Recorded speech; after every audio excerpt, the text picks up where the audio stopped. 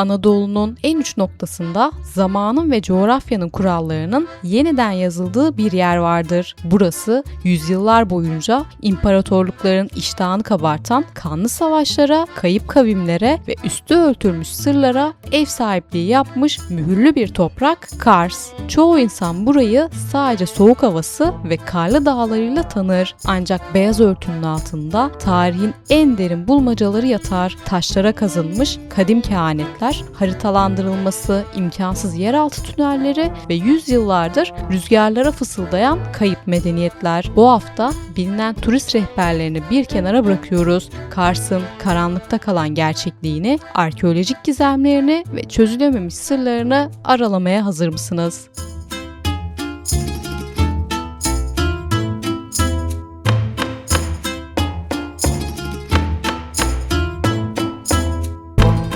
Tarihin kırılma noktası Ani harabeleri. Bir zamanlar Doğu'nun zirvesi, binbir kiliseli şehir olarak anılan bu kadim metropol, İpek yolunun en zengin, en görkemli durağıydı. Ancak Ani'nin büyüleyiciliği sadece ihtişamından değil, bünyesinde barındırdığı çözülememiş mimarisi ve arkeolojik sırlarından geliyor. Birçok kişinin bilmediği dehşet verici bir gerçek var. Ani sadece yer üstündeki yapılardan ibaret değildir. 20. yüzyılın başlarında İtalyan araştırmacılar ve Türk arkeologlar tarafından kısmen incelenen ancak büyük bir kısmı hala gizemini koruyan yeraltı Ani'si kanyon boyunca uzanan mağaralar, labirentler ve gizli geçitlerden oluşur. Peki bu devasa yeraltı şehri neden inşa edildi? Sadece bir sığınak mıydı? Yoksa gökyüzünden ve düşmanlardan gizlenmesi gereken kadim ritüellerin gerçekleştiği bir mabet miydi? Araştırmacılar bu tünellerin kilometrelerce öteye uzandığını ve tespit edilemeyen noktalara bağlandığını doğruluyor. Mimar Tridat tarafından 10. yüzyılda tamamlanan Ani Katedrali. Tridat, İstanbul'daki Ayasofya'nın kubbesi çöktüğünde onu tamir etmesi için çağrılan dahi bir mimardı. Katedralin içerisine girdiğinizde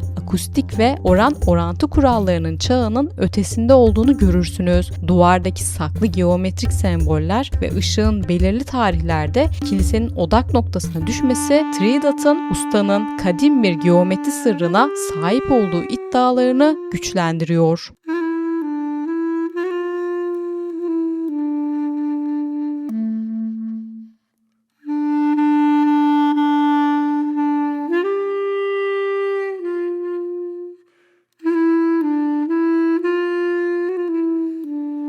...1877 ve 1878 Osmanlı-Rus Savaşı'nın ardından Kars 40 yıl sürecek bir işgal dönemine girdi. Ancak bu dönem şehre Türkiye'nin hiçbir yerinde göremeyeceğiniz mistik ve soğuk bir Avrupa atmosferi kazandırdı. Baltık mimarisi.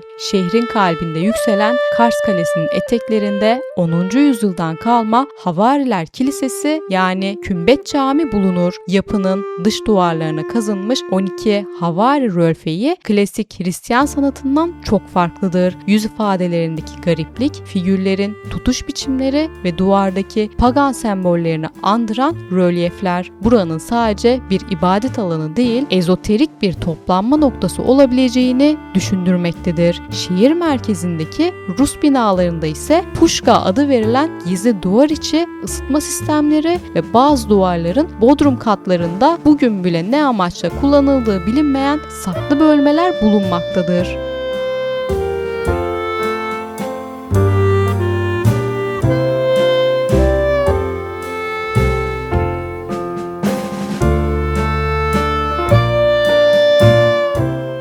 Kars'ın gizemi sadece insan eliyle yapılan yapılarda değil, doğanın kendi kurallarında da saklıdır. Kışın tamamen buz tutan Çıldır Gölü'nün üzerinde yürürken ayağınızın altından gelen çatırtı sesleri derin bir sessizlikte birleşir. Yerel halk buz tutan bu devasa kütlenin altında eski çağlara ait yerleşim yerlerinin ve 19. yüzyıldan kalan Rus askeri mühimmatlarının yattığına inanır. Kışın buzu kırarak balık tutan balıkçılar bazen bazen suyun derinliklerinde açıklayamadıkları karartılar gördüklerini anlatırlar. Tarihin en üzünlü ve trajik sayfalarından biri burada yazılmıştır. Düşman kurşunundan çok dondurucu soğukla savaşan binlerce askerin hatırası bu topraklara silinmez bir iz bırakmıştır. Kanlı Tabya'nın karanlık koridorlarında yürürken hissettiğiniz o ağır atmosfer geçmişin çığlıklarını günümüze taşır.